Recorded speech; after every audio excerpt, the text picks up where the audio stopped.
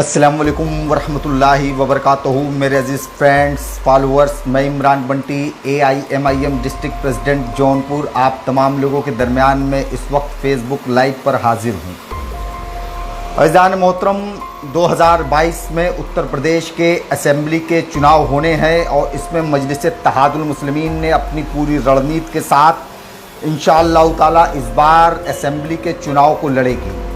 इसके पहले मजलिस उत्तर प्रदेश के अंदर कहीं ना कहीं जो नाम निहाद सेकुलर दल है उनके ऊपर जिम्मेदारी छोड़ी, चाहे वो समाजवादी पार्टी हो, चाहे वो बसपा हो, चाहे वो कांग्रेस हो, कि आप भारतीय जनता पार्टी को रोकने का काम करें।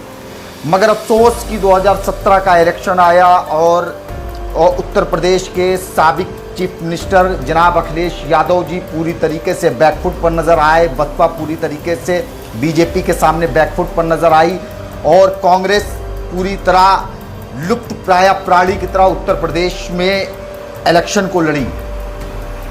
जब बीजेपी कामयाब यहाँ हो गई और हमारे सदर मोहतरम जनाब बैरिस्टर असदुद्दीन ओवैसी साहब ने ये देखा कि उत्तर प्रदेश के अंदर बीजेपी को रोकने की क़ुव्वत ताकत इन नाम निहाद सेकुलर दलों में नहीं है, तो इस बार तय हुआ कि इस बार असेंबली के इंतखाबात को मजलिस इत्तेहादुल मुस्लिमीन पूरी मजबूती के साथ लड़ेगी। उसकी रणनीति अल्हम्दुलिल्लाह तैयार हो चुकी है और इस वक्त पार्टी के सूबाई सदर जनाब शौकत अली साहब पश्चिम के दौरे पर हैं। वो लखनऊ और फिरोजाबाद और पश्चिम के तमाम ज़िलों में इस वक्त दौरे पर गए हुए हैं और मीडिया से रूबरू होते हुए हमारे प्रदेश अध्यक्ष जनाब शौकत अली साहब ने कहा कि हम 100 सीटों पर अपने चुनाव लड़ने की तैयारी कर रहे हैं और इंशाअल्लाह ताला पूरी मजबूती के साथ लड़ेंगे।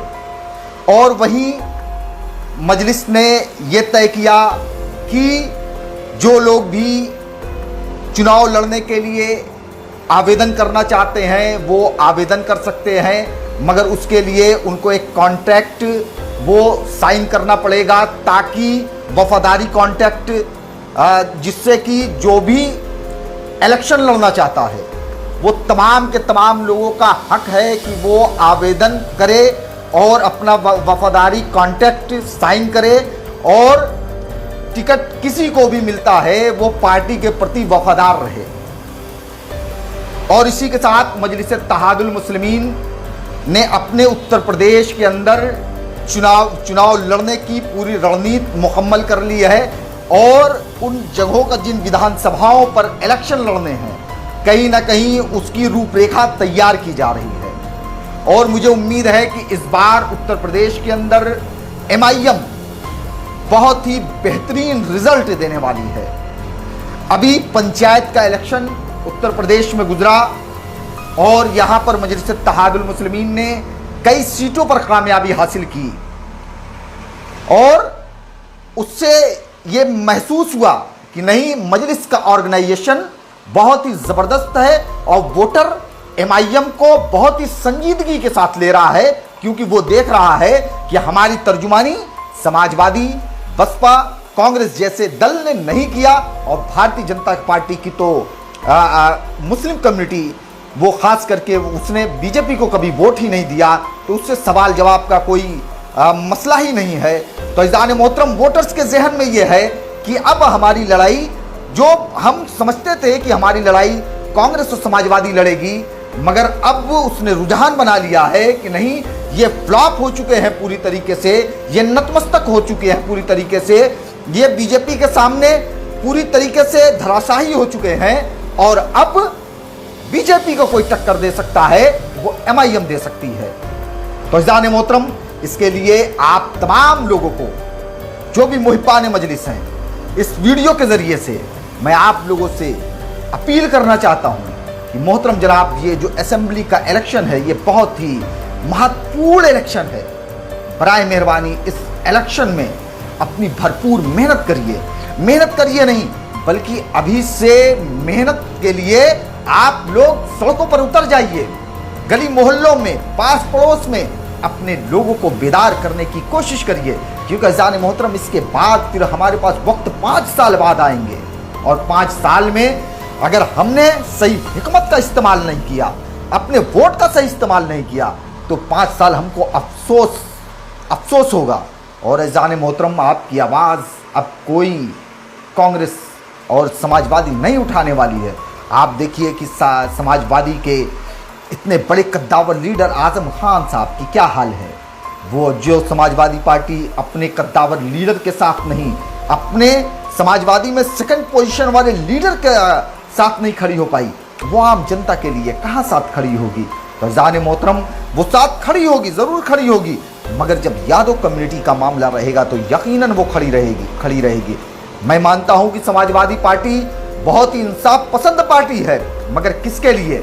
वो अपने कम्युनिटी के लिए वफादार है, वो अपने कम्युनिटी के लिए लड़ाइयाँ लड़ती है। मगर हमने कभी अपनी कम्युनिटी का कोई लीडर नहीं बनाया। हमने अगर अपने कम्युनिटी का कोई लीडर बनाया तो वो लीडर कम और डीलर ज़्यादा था। वो मुस्लिम नाम का, उर्दू नाम का ज़रूर होता था, मुखौटा उसके ऊपर ज़रूर होता था, मगर वो कहीं ना कहीं वो अपनी कम्युनिटी से वफादारी कम और समाजवादी और कांग्रेस जैसी नाम निहाद पार्टियों से वफादारी ज़्यादा रखता था। तो अज़ान मोहतरम, ये तमाम की तमाम चीज़ें ये समझने की बात है। 5 साल बहुत ज़्यादा वक्त होते हैं और 5 साल के बाद फिर ये मौका मिलने वाला है आप लोगों को। अगर आपने इस बार सियासी शऊर का इस्तेमाल किया, अपने वोट को सही जगह डाला, अपनी क़यादत को मजबूत किया, अपनी परचम को का पहचान बनाया, तो यकीन जानिएगा कि आने वाले वक्त में मजलिस इत्तेहादुल मुस्लिमीन आपके हक हुकूक को आपकी चौखट पर लेकर के आएगी। अज़ान मोहतरम, आपके चौखट पर लेकर के आएगी। तो मेरा अजीज साथियों, मैं आप लोगों से अदबन अपील करना चाहता हूँ, खास करके जो मुहिब्बान मजलिस हैं उनसे, कि आप तमाम लोगों भी अपनी जिम्मेदारी को समझिए और अपने आसपास पड़ोस गांव के लोगों को बताइए कि MIM क्यों ज़रूरी है, MIM का जीतना क्यों ज़रूरी है, आवाज़ को बुलंद करना क्यों ज़रूरी है, अपनी एक अलग आइडेंटिटी पहचान बनाना क्यों ज़रूरी है। और अज़ान मोहतरम, ये आपका संवैधानिक राइट है, आपका संवैधानिक अधिकार है कि आप अपनी पसंद की पार्टी को मजबूत करें और वोट करें, और आप उन पार्टी को वोट करें जो आपके हक की आवाज़ उठा रहा है। तो अज़ान मोहतरम, यही तमाम चीज़ें आप लोगों के दरमियान में मैं अर्ज़ करने के लिए आज हाजिर हुआ हूँ। काफ़ी दिनों बाद आप तमाम फेसबुक फ्रेंड्स का मैं ममनून व मशकूर हूँ। आप तमाम लोगों की मोहब्बतों का ऐसे ही मोहब्बतों से नवाजते रहें अज़ान मोहतरम।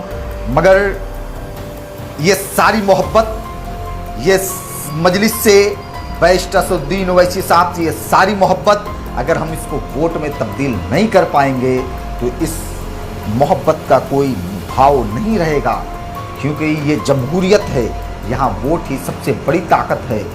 और अगर आप चाहते हैं कि बैरिस्टर असदुद्दीन ओवैसी साहब मजबूत हों तो अपने एक एक वोट को MIM के लिए इस्तेमाल करना होगा, पतंग चुनाव निशान पर इस्तेमाल करना होगा।